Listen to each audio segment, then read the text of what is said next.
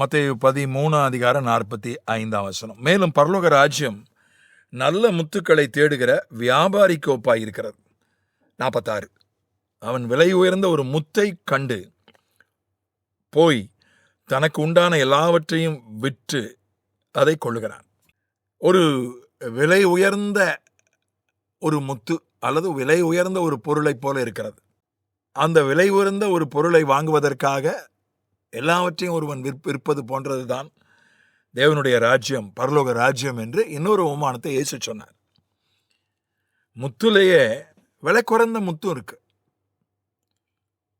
செயற்கையான முத்துக்கள் இருக்கிறது, இயற்கையான முத்துக்கள் மிக விலை அதிகம். அதுலேயும் முத்து என்று சொன்னால் அதுலேயும் அதனுடைய அளவு, அதனுடைய தரம், இதை வைத்து ஏராளமான அதனுடைய விலை உள்ள முத்துக்கள் எல்லாம் இருக்கின்றன. ஒரு விலை உயர்ந்த பொருளை வாங்குவதற்கு மனிதன் என்றைக்குமே ஆசைப்படுகிறான். மனுஷனுக்கு ஏதோ ஒரு பொருள் மேலே எல்லா மனுஷனுக்குமே கொஞ்சம் ஆர்வம் இருக்கு. சிலருக்கு வாகனங்கள் மேலே ஆர்வம் உண்டு, விலை உயர்ந்த வாகனத்தை வாங்கணும் ஆசைப்படுறாங்க. மெர்சிடஸ் பென்ஸ் வாங்கணும். ஒரு மெர்சிடஸ் பென்ஸு அது அவன் விலை உயர்ந்த ஒரு காரில், அது விலை உயர்ந்த காரில் அதுவும் ஒரு காரு. அந்த காரை காசு கொடுத்தா தரமாட்டான். அந்த காரை வாங்குவதற்கு அவருக்கு தகுதி இருக்கான்னு கம்பெனிக்காரன் ஆராய்ஞ்சு பார்த்து தான் காரையே கொடுக்குறான். அந்த கார் கம்பெனிக்காரன் தன்னுடைய காரை ஒருத்தருக்கு விற்கிறதுக்கு கூட கௌரவம் பார்க்குறான். அதோட விலை உயர்ந்த கார், சில பொருட்கள் கையினாலேயே செய்யப்படுகிறது இப்போதும், அதனால தான் அது விலை அதிகம் மெர்சிடஸ் பென்ஸுக்கு. அந்த மாதிரி சில வாட்சுகள், சில கை கடிகாரங்கள், சிலருக்கு கை கடிகாரங்கள் மேலே ஆர்வம் உண்டு. கோடிக்கணக்கான ரூபாய் உள்ள கை கடிகாரங்கள் கூட இன்றைக்கு மார்க்கெட்டில் கிடைக்குது.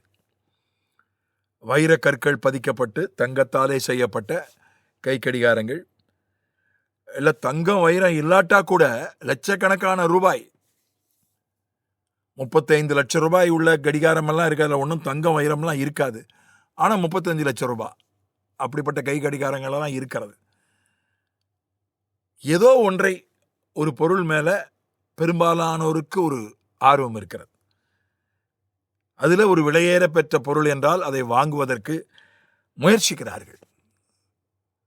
விலை உயர்ந்த ஒரு வீடு வாங்கணும், இந்த பகுதி தான் விலை உயர்ந்த பகுதி பட்டணத்திலேயே, இதில் நான் இடம் வாங்கியிருக்கிறேன் அப்படின்னு சிலர் சந்தோஷமாக சொல்லுவாங்க. சிலர் தங்களுடைய உடையை பற்றி சொல்லுவாங்க. டிசைனர் ஷர்ட்டெல்லாம் வந்துடுச்சு. அதே ஷர்ட்டு 1000 ரூபா, ஆனால் டிசைனர் ஷர்ட்டுனா குறைஞ்சது 10,000 ரூபா. ஒரே ஒரு அந்த டிசைனில் ஒரு சட்டை தான் தயாரிப்பாங்க, அல்லது ஒரு 100, 20, 30, ஒரு 100க்குள்ளே தான் தயாரிப்பாங்க. அந்த சட்டை, அந்த டிசைனில் ஒரு 1000 சட்டை, 10,000 சட்டை தயாரிக்கப்பட்ட அதனுடைய விலை 10,000 ரூபா தான்.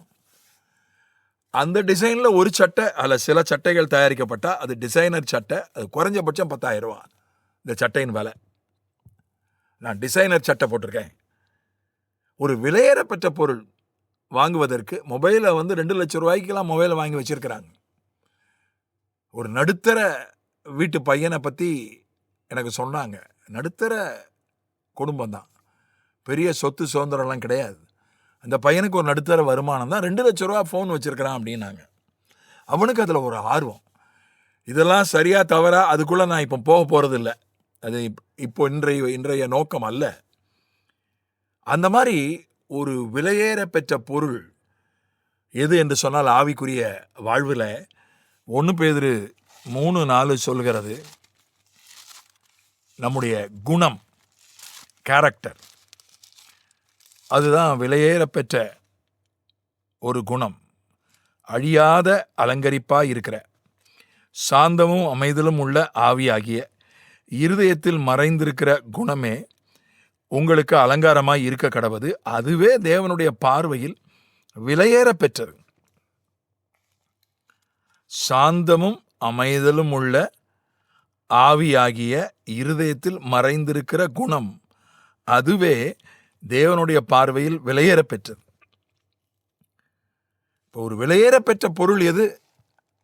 மெர்சிடஸ் பென்ஸ் காரை விட, அல்லது ரேடர் வாட்சை விட, அல்லது ஐபோனை விட, சேட்டலைட் போனை விட, அல்லது பிளாட்டினம் நகையை விட, வைர நகையை விட விலை உயர்ந்த பொருள் எது என்று கேட்டால், அல்லது நியூயார்க்கில் இருக்கிற டைம்ஸ் ஸ்கொயரில் ஒரு இடத்த சொந்தமாக வாங்கிறத விட, உலகத்திலே விலை அதிகம் நியூயார்க்கில் இருக்கிற டைம்ஸ் ஸ்கொயரில் தான் உலகத்திலேயே நில மதிப்பு அதிகம், கட்டட மதிப்பு அதிகம். அங்கே ஒரு இடம் ஒருத்தன் வாங்கினா அவன் அவனுக்கு அது ஒரு பெரிய சந்தோஷம், பெரிய கௌரவம், பெரிய விஷயம். அதை விட ஒரு விலையேற பெற்ற ஒரு பொருள் எது, ஒரு காரியம் எது? ஆவிக்குரிய வாழ்க்கையில குணம். அதுவும் சாந்தமும் அமைதலும் உள்ள ஒரு ஆவியாகிய குணம், ஒரு சுபாவம், ஒரு கேரக்டர்.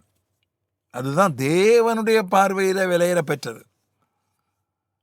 தேவன் அதை தான் ரொம்ப விலையேற பெற்ற, விலை உயர்ந்த ஒரு விஷயமா பார்க்கிறாரு.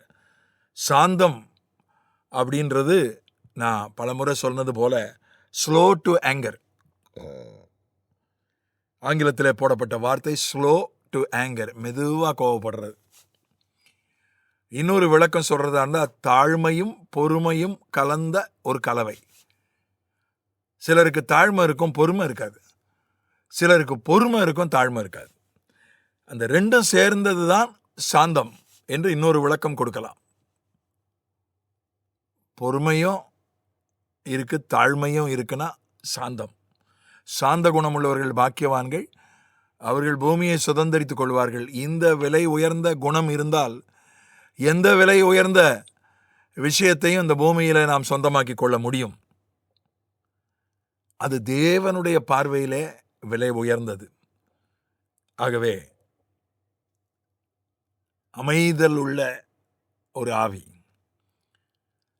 ஆபத்துக்கு பயப்படாமல் அவன் அமைதியாய் இருப்பான் என்று சொல்லப்பட்டிருக்கிறது. நீதிமொழிகள் 1ஆம் அதிகாரம் கடைசி வசனத்துல ஆபத்துக்கு பயப்படாமல் அமைதியாய் இருப்பான். உள்ளத்திலே ஒரு அமைதல். அமைதல்னா பேசாம மௌன சாமியாரா இருக்கிறது இல்லை, மௌன விரதம் இருக்கிறது இல்லை. உள்ளத்திலே ஒரு அமைதல். உள்ளத்திலே அமைதல் இருந்தால் அது முகத்திலே பிரதிபலிக்கும், அது வார்த்தையிலே பிரதிபலிக்கும், செயலிலே பிரதிபலிக்கும். விசுவாசிக்கிறவன் பதறான், நிதானமாய் நடக்கிறவன் கர்த்தருக்கு பயப்படுகிறான். அந்த நிதானம், அந்த பதஷ்டமின்மை, இதெல்லாம் அதில் வரும். அதுதான் விலை உயர்ந்த ஒரு விஷயம் அந்த உலகத்திலே. அதுதான் தேவனுடைய ராஜ்யம். ஆகவே அதை நோக்கி செல்லுவோம். ஆமென்.